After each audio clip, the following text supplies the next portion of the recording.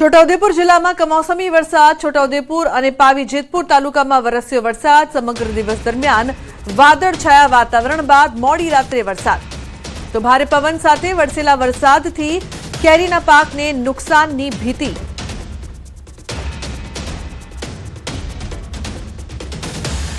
તો પાવી જેતપુર સહિતના વિસ્તારોમાં વરસાદ વરસી રહ્યો છે ભારે પવન સાથે વરસાદ પડતા ખેડૂતો ચિંતિત બન્યા છે તો અનેક વિસ્તારમાં વરસાદી માહોલ છે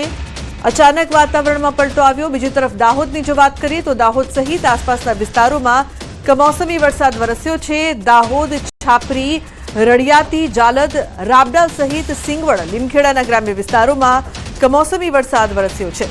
વીજળીના કડાકા સાથે કમોસમી વરસાદ વરસ્યો છે કમોસમી વરસાદને લઈને ખેડૂતોમાં ચિંતા વધી ગઈ છે તો કમોસમી વરસાદને લઈને વાતાવરણમાં ઠંડક પ્રસરી છે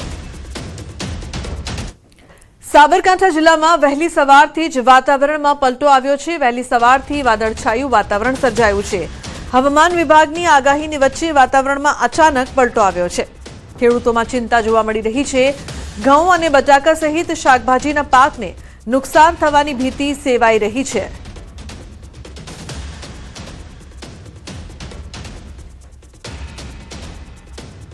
તો વહેલી સવારથી વાતાવરણમાં પલટો જોવા મળી રહ્યો છે ઉલ્લેખનીય છે કે અચાનક વાતાવરણમાં પલટો જોવા મળતા ખેડૂતો ચિંતિત અન્ય સમાચાર અમદાવાદથી અમદાવાદના પીપળજમાં ઓઇલના ગોડાઉનમાં લાગેલી આગ કાબૂમાં આવી છે ફાયર વિભાગે ફોર્મનો મારો કરીને કુલિંગની કામગીરી શરૂ કરી છે ઓઇલના ગોડાઉનમાં અચાનક આગ લાગી છે જે અંગે ફાયરને કોલ મળતા તાત્કાલિક ઘટના સ્થળે પહોંચી આગ બુઝાવવાની કામગીરી શરૂ કરી હતી 30 થી વધુ ફાયરની ગાડીઓ દ્વારા આગ પર काबू મેળવવામાં આવ્યો છે ऑयल गोडाउन जैसा दिखा यहाँ पे और साथ में जो प्रोसेसिंग था तो केमिकल्स भी यहाँ पे मिले साथ में कुछ सिलेंडर्स थे जिनको यहाँ से रिमूव किया गया फायर फाइटिंग करने के बाद तो तकरीबन हमारे 30 के आसपास व्हीकल्स यहाँ पे डिप्लॉयमेंट किया गया ये कॉल आए थे तकरीबन 6:20 का कि ऑयल स्टोरेज में फायर हुआ है तो इमीडिएटली फायर के व्हीकल्स यहाँ पर रवाना किए तो तकरीबन તો વાપીના 5.9 કિલો ડ્રગ્સના કેસમાં મોટી સફળતા ગુજરાત એટીએસે કેસના મુખ્ય સૂત્રધારને દબોચ્યો યુપીથી મેહુલ ઠાકુર નામના આરોપીની ધરપકડ કરવામાં આવી છે ગત વર્ષે ઓક્ટોબરમાં વાપી દમણમાં રેડ કરવામાં આવી હતી વાપીના બંગલામાંથી 5.9 કિલો એમડી ડ્રગ્સ મળ્યું હતું દમણના ફાર્મ હાઉસમાંથી ડ્રગ્સનું કારખાનું પકડાયું હતું અગાઉ આ કેસમાં મોહન પાલીવાલ નામના આરોપીની ધરપકડ થઈ હતી જે બાદ મેહુલ ઠાકુર અને વિવેક બાલેન્દ્ર રાય નામના આરોપી વોન્ટેડ હતા તો કીર્તિ પટેલ સામે ફરિયાદ દાખલ મહિલા પીઆઈ સાથે બબાલ કરતા કાર્યવાહી મૃગીકુંડમાં સ્નાન બાદ બહાર ખસેડતા બબાલ થઈ હતી મહિલા પીઆઈને જાનથી મારી નાખવાની ધમકી આપ્યાનો પણ ઉલ્લેખ છે મહિલા પોલીસ અધિકારીએ આંગળી બતાવીને રોફ જમાવવાનો આક્ષેપ છે મારી પાછળ નહીં ફરવાનું કહીને કીર્તિએ પોલીસ સાથે હંગામો કર્યો હતો પોલીસની ફરજમાં રૂકાવટ અને શાંતિ ભંગની કલમો હેઠળ ગુનો બીએનએસની વિવિધ કલમો હેઠળ કીર્તિ પટેલ વિરુદ્ધ ગુનો નોંધાયો છે બનાસકાંઠાના ડીસામાં અકસ્માત સર્જાયો છે લુણપુર ગામ પાસે બે બાઇક સામસામે અથડાતા અકસ્માત સર્જાયો છે અકસ્માતમાં 3 યુવકોના મોત નીપજ્યા છે અકસ્માત બાદ સિવિલ હોસ્પિટલમાં લોકોના ટોળા ઉમટ્યા તો આ સમગ્ર મામલે પોલીસે તપાસ હાથ ધરી છે રાજકોટના ગોંડલ જૂના માર્કેટ યાર્ડમાં યુવક પર છરી વડે જીવલેણ હુમલો થયો છે દુકાન નંબર 51માં એક અજાણ્યા શખ્સે યુવક પર હુમલો કરીને ફરાર થયો છે ઇજાગ્રસ્ત જુસબ શાહ રફાઈ લોહીલુહાણ હાલતમાં પોતે જ હોસ્પિટલ પહોંચ્યા હતા આ સમગ્ર ઘટના સીસીટીવીમાં કેદ થઈ છે તેમજ ગોંડલ બી ડિવિઝન પોલીસે હુમલાખોરને પકડવા માટે તપાસ શરૂ કરી છે જામનગરના ધ્રોલમાં વેપારી પર બે શખ્સોએ હુમલો કર્યાનો બનાવ બન્યો છે જે સીસીટીવીમાં કેદ થયો છે આક્ષેપ છે કે દુકાનથી અગાઉ સિગારેટ ઉધાર લઈ ગયા બાદ ફરી ઉધારીમાં સિગારેટ લેવા આવતા વેપારીએ પૈસા માંગતા યુવકો ઉશ્કેરાયા હતા અને તે બાદ બે શખ્સો દુકાનમાં ધોકા લઈને ઘૂસી આવ્યા હતા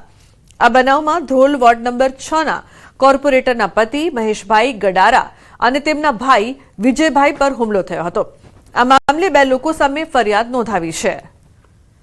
ત્યારે પાછા પોસ્ટર માંગેલી બાકીમાં તો ત્યારે આપણે ના પાડેલી તો ત્યારે પછી ઉશ્કેરાઈને મન ફાળતે ગાળા ગાડી માંડ્યા કરવા મન ફાળતે વર્તન કરવા માંડ્યા તો ત્યાર પછી કઈ વયા ગયા કે વાંધો તાર પૈસા જોઈએ ને કે હમણાં આવીને એમ કઈ વયા ગયા. તો ત્યાર પછી 7 વાગે 10 મિનિટ પછી આવેલા તો ત્યારે એક જણો ધોકો લઈને આવેલો અને એક જણો પછી એક અંદર દુકાનમાં આવી ગયો અને છૂટા હાથની મારામારી કરવા માંડ્યા. જામનગરમાં યુવાનને બેરહેમીથી માર મરાતા દ્રશ્યો સોશિયલ મીડિયામાં વાયરલ થયા છે. વાયરલ વિડીયો જામનગરના મોખાણા ગામનો હોવાનું અનુમાન છે. 3 શખ્સોએ ભેગા મળીને યુવાન પર હિંસક હુમલો કર્યો હતો. 2 શખ્સો લાકડીથી અને એક શખ્સ મુક્કાથી મારતો દેખાયો. કોઈ અજાણ્યા વ્યક્તિએ મારામારીના દ્રશ્યો કેમેરામાં કેદ કર્યા છે. વિડીયો વાયરલ થતા જામનગર પોલીસ તાત્કાલિક હરકતમાં આવી છે. હુમલાખોરોને ઝડપી પાડવા માટે પોલીસે તપાસનો ધમધમાટ શરૂ કર્યો છે. ન્યૂઝ 18 ગુજરાતી વાયરલ વિડીયોની પુષ્ટિ કરતું નથી. તો બનાસકાંઠા જિલ્લાના અંબાજીમાં બાઇક ચોર ગેંગ ફરી એકવાર સક્રિય બની છે. બાઇક ઉઠાંતરીના સીસીટીવી સામે આવ્યા છે. જાહેર રોડ પરથી અજાણ્યા શખ્સે બાઇકની ચોરી કરી હતી.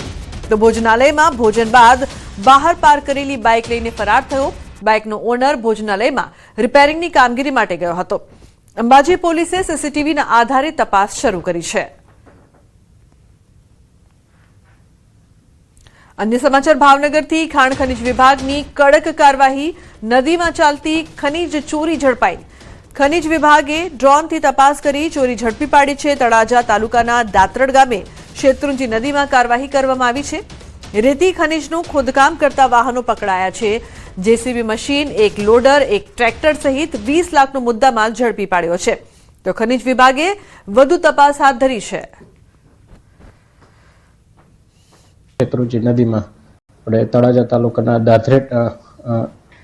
દાત્રડ ગામે શેત્રુંજી નદીમાં અમે ડ્રોન મારફતે સર્વેલન્સ કરાવ્યો અને સર્વેલન્સ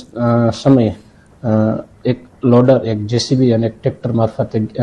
શેત્રુંજી નદીમાં ગેરકાયદેસર ખનન થતું હોવાનું જોવા મળતા માલિક તે વાહનો છે એમને માલિક વિરુદ્ધની કાયદેસરની જપ્તી કરવામાં આવેલા